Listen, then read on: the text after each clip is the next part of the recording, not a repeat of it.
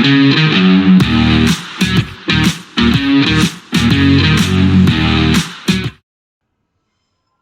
welcome back to the Supercoach Enough channel as the train just goes past in the background. This is the NRL Fantasy review for round 4 of the 2024 NRL season. So another, I guess, average week for us, struggling a bit. It was 688, obviously wasn't helped by injuries and the buys for all the Storm players that we had in the team. But a slight dip overall. I think we were 25,000 after round 3, so down to just outside the top 27,000. So yeah, not the best round, but it's a long season, and I guess this week will hopefully be a bit better. But if we have a look at the team, which I just realised doesn't fit on the screen currently, so Joey Lussick with a 22. So may have peaked in price. I guess fantasy has just opened for round 5. So the break evens aren't available on the statistics website just yet. But obviously we'll have a look and get into some tops, chops, traps, slaps, and then the round preview. We'll have a bit more idea. But maybe if you wanted to move Lussick on, you probably could this week. Cam Murray was our vice captain with the 60. Solid return from him. Tupanua with a 32, which excuse me, which did include a controversial try, but as an owner, we will take it. Jamin Salmon with the 21, so sort of has made a bit of cash, but really isn't doing too much for us at the moment. Curran with a 41, so he's solid but not spectacular. Vinny Fuyaki with a 26, so probably relying on a bit more upside from him to get some scoring going in our edge position. Kyle Flanagan with a 40 was solid, and Nico Hines is our captain. So just doing some quick maths here, I think that's 76 points he scored, which doubled. So obviously the right choice for our captaincy this week. So that's one thing we had going for us. Ben Trbojevic with the 22, has been a little bit disappointing lately, but he'll bounce back. Ethan Strange was good with a 37.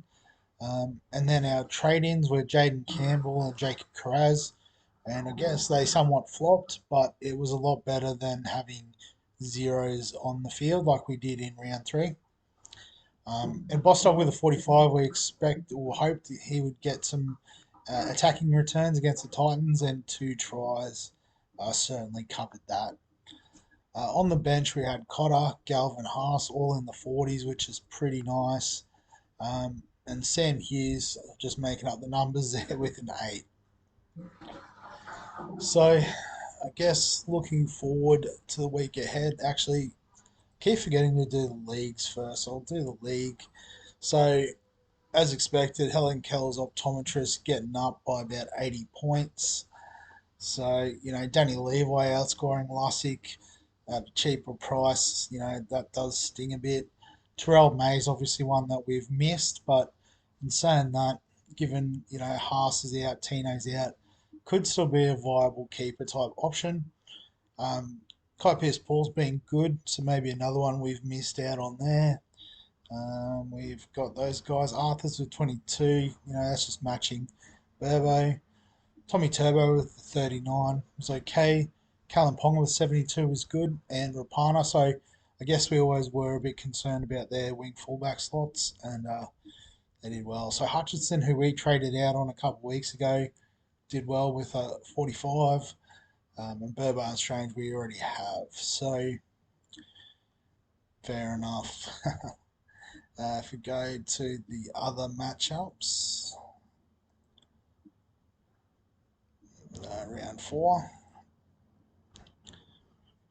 So just having a look through. It might be Team Gibbon 1 again. I know featured on the channel before, but 781 is probably the highest score this week in the league. So the Cheese with 49. Pretty sure he scored a try on Thursday night, which was good. So he's got May. McInnes was the captain, so double 70s, nice. Jamal Fogarty, so I guess another one we sort of passed up, went the gun options in the halves. Probably, has worked out well for those who started with him. Had Ponga as well, which is nice, and Murray on the bench just to really nail it home. Cool. So I guess not doing the best in the league. So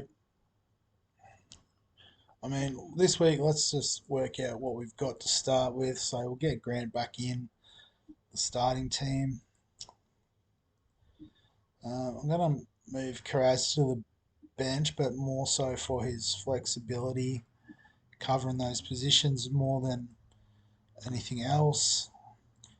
Guess as well, we want to see if Joe Chan gets back in. So it looks like Galvin's going to sit out for a couple of weeks, so we'll just slide him down. See if we can get Hughes off our field, would be nice.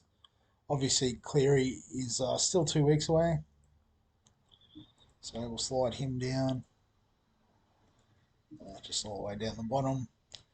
And we are missing Hines this week, so do we have another half? No, because Galvin's suspended. So we might even need to move Kiraz so we can put Strange in the halves. And that does mean that we are playing Sam Hughes, which is not ideal.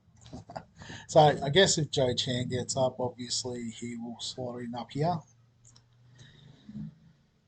So I guess what do we got as possible trade options? Again, this will make a lot more sense once break evens and that come through. But what I'm thinking is, I'll swap Cotter with Tupanua.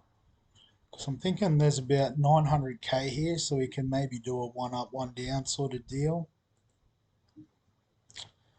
Um, and then I guess the question is who's the up and who's the down. So I guess probably one of the favoured targets for a downgrade would be Talangi, who's already made 70k, but scored 34 on the weekend. So I think he could make us a bit of cash. That then gives us 600k to spend in the. I'm going to go in the mid because at the moment we've really only got Murray and Cotter. I guess Curran can fill in there, but at the moment we probably need him on the edge. Um, we've got Joe Chan as well to cover the edge, hopefully. So ideally it'll be a middle. Um, Players we can afford. So actually, let's just take it off and have a look at all the positions. So Tom Flegler's an interesting one. He's already made 90k, and I know I've got him in my other teams, being Super Coach rather, and Sports Deck Dream Team. So he's definitely one we could bring into that middle forward rotation. Averaging 54. Um, I guess Iro's on the bye this week, so we can leave him for another week. But interesting, we get these cheap centres. Doesn't mean that Burbo finds his way out of the team, making us 100k. Kai Pierce Paul, if we wanted that edge cover. Eisenhuth's made 125k, so definitely one I was keen on, but has just sort of slipped away as the seemingly, not more attractive options.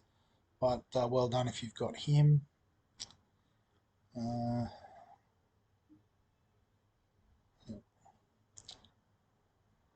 so nothing too fancy once we get to this point. So it might be Tommy Flegler that we bring in.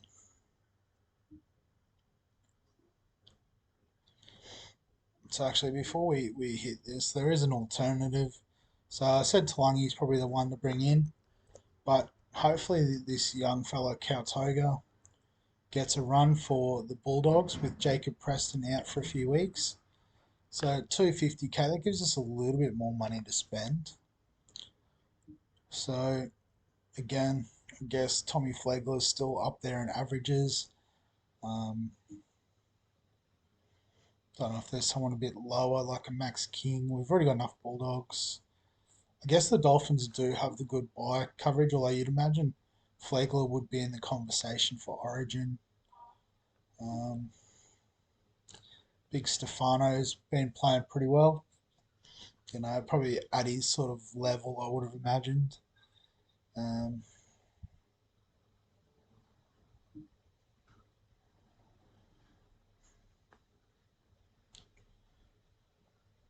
Maybe it is like a.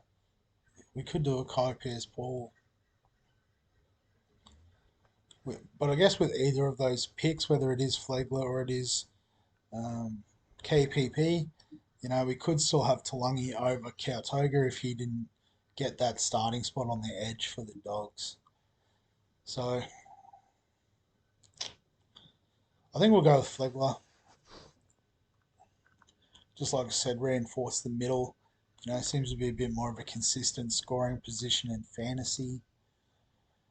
So, it doesn't really change the strength or the numbers, but it does, I guess, perhaps increase the strength of our starting lineup. So, we would prefer if Chan was playing, but if we have to go with Hughes for another week, we could.